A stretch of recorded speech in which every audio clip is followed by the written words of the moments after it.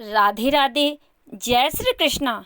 आइए सुनते हैं जगन्नाथ भगवान की अद्भुत प्रेम कथा। बट देवल के कपाट खुले और सबको आश्चर्य हुआ कि यह क्या, जगन्नाथ जी के वक्षस्थल पर यह पत्ता कहाँ से आया? क्या कल रात को कोई यहाँ आया था? बड़े सौभाग्यशाली होते हैं वे लोग जिन्हें रत्न बेदी पर विराजमान भगवान श्री जगन्नाथ के दर्शन होते हैं।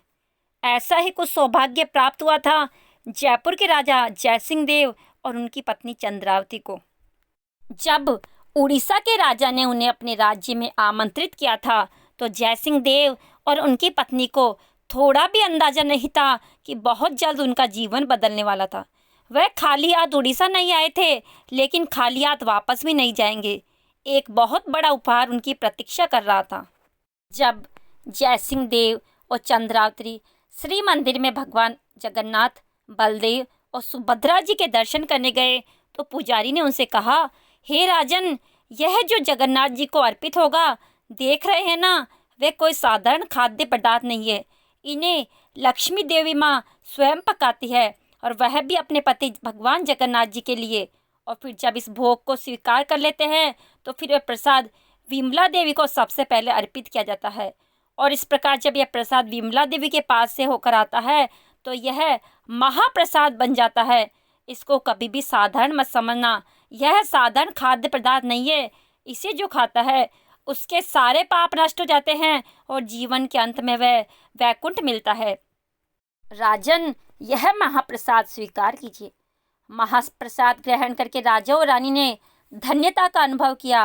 रानी चंद्रावती ने जगन्नाथ जी से प्रार्थना की कि उन्हें लक्ष्मी देवी जैसी एक पुत्री प्राप्त हो जिसे वह जगन्नाथ जी की सेवा में अर्पित करेगी। और इतने पवित्र मन से की गई रानी की प्रार्थना जगन्नाथ जी कैसे अनसुनी कर सकते थे। 1 वर्ष के अंदर ही राजा जयसिंह देव और चंद्रावती के घर में एक सुंदर कन्या का जन्म हुआ। नाम रखा गया था विष्णु प्रिया। जैसा नाम था वैसा ही पाया। यह कन्या साक्षात लक्ष्मी देवी जैसी लग रही थी। जब उसे कोई देखता तो देखता ही रह जाता। विष्णु प्रिया के शरीर को स्पर्श करके निकलने वाली पवन बगीचे में खिले पुष्पों से बातें करती।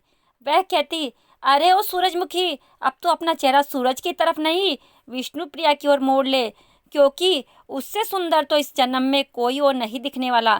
तभी वहाँ से निकलने वाला भंवरा भी इन दोनों की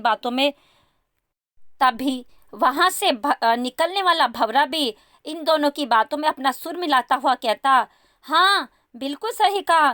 सिर्फ सुंदरता ही नहीं, गुण चरित्र में भी ऐसी राजकुमारी मैंने कभी नहीं देखी।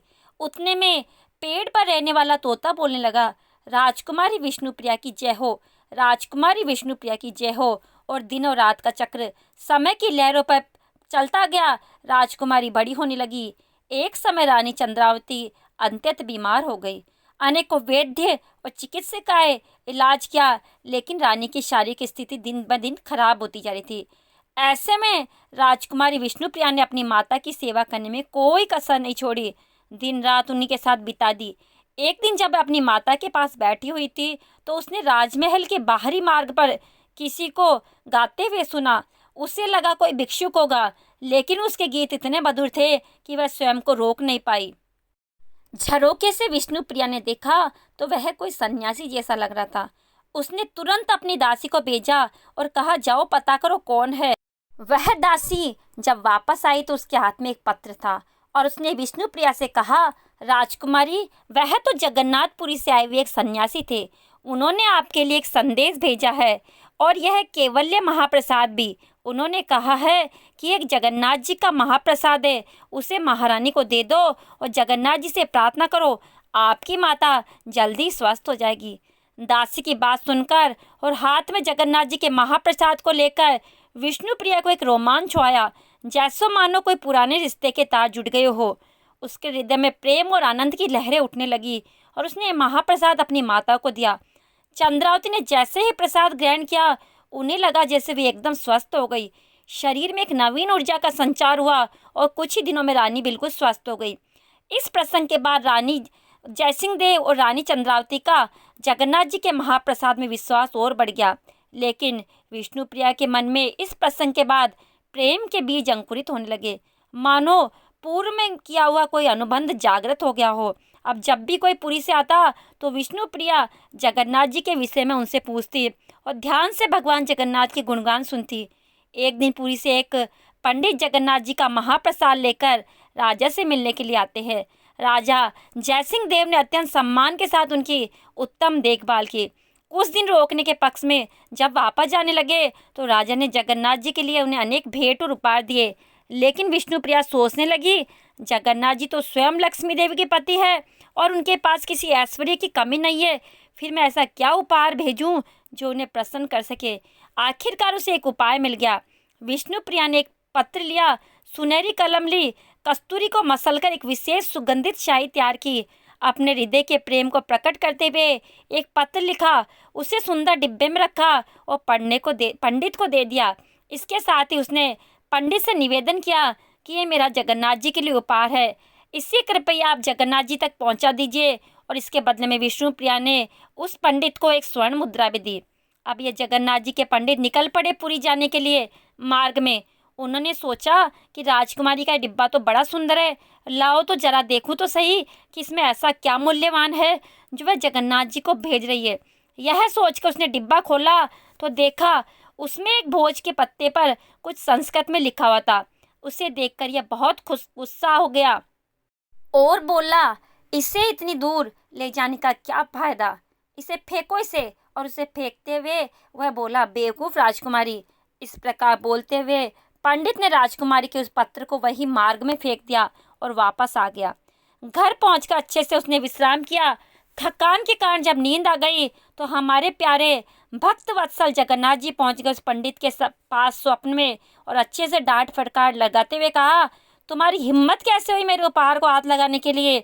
तुम्हारे लिए जो रत्न आभूषण राजा ने दिए वो तो सब तुम लेकर आ गए, लेकिन राजकुमारी विष्णुप्रिया ने जो मेरे लिए भेजा था उसे तुमने रास्ते में फेंक दिया। स्वार्थी, और अब आकर यहाँ आराम से सो रहे हो, धूर्त कहीं के। जगन्नाथ जी को इस प्रकार क्रोध में देखकर पंडित घबरा गया। उसने कहा, प्रभु कौन सा उपहार, वो तो सिर्फ एक पत्र था, वो भी एक भोजपत्र पर तुच्छ पेड़ के पत्ते पर लिखा हुआ था। अरे मूर्ख, मेरे लिए वह पत्ता सबसे अनमोल था। राजकुमारी ने अत्यंत प्रेम और स्नेह से मुझे पत्र लिखा था और तुमने उसे व्यर्थ समझकर फेंक दिया। उसके सामने कीमती कोई भी धन संपत्ति मेरे पास नहीं है। जब तुमने उसे मार्ग में फेंक दिया था तो मैंने उसे वहां से उठा लिया था। अब कल मेरे मंदिर में आकर तुम स्वयं देखना, वो मेरे पास मिलेगा। तुम बेवकूफ़, इतना कहकर जगन्नाथ जी अदृश्य हो गए। वो पंडित घबरा गया। अगले दिन प्रातःकाल वो अपने स्वप्न की सच्चाई जानने के लिए मंदिर में गया। जब मंदिर के कपाट खुले तो सभी लोग हैरान रह गए। उन्होंने देखा कि जगन्नाथ जी के वक्ष स्थल पर कुछ पत्ते जैसा लटक रहा था। सभी लोग अपने अपने तर्क लगाने लगे कि यह क्या हो सकता है। आखिर में पंडित मुख्य पुजारी के पास गया और उसने सारा वृत्तांत बताया कि किस प्रकार राजकुमारी विष्णुप्रिया ने भेजा हुआ पत्र था जगन्नाथ जी स्वयं अपने पास ले आए। यह सुनकर पुजारी ने सोचा कि यह तो एक सामान्य पत्ते का टुकड़ा लग रहा है, इसका क्या मूल्य हो सकता है। यह उसने ध्यानपूर्वक उस पत्ते को उठाया। मंदिर के मुख्य पुजारी ने जब पत्र को खोलकर देखा तो उसमें एक सुंदर संस्कृत का श्लोक लिखा हुआ था, जिसमें राजकुमारी ने अपने मन की बात जगन्नाथ जी से कही थी। और उस श्लोक का अर्थ इस प्रकार था कि हे प्रभु, श्री क्षेत्र में जो भी आता है वह कुछ ना कुछ उपहार लेकर आता है। मैंने भी सोचा कि मेरे प्रेम की निशानी के रूप में मुझे भी आपको कुछ देना चाहिए, किंतु मैं तुच्छ आपको क्या दे सकती हूँ। आप तो स्वयं क्षीर सागर में शयन करते हैं, जो समस्त रत्नों का भंडार है।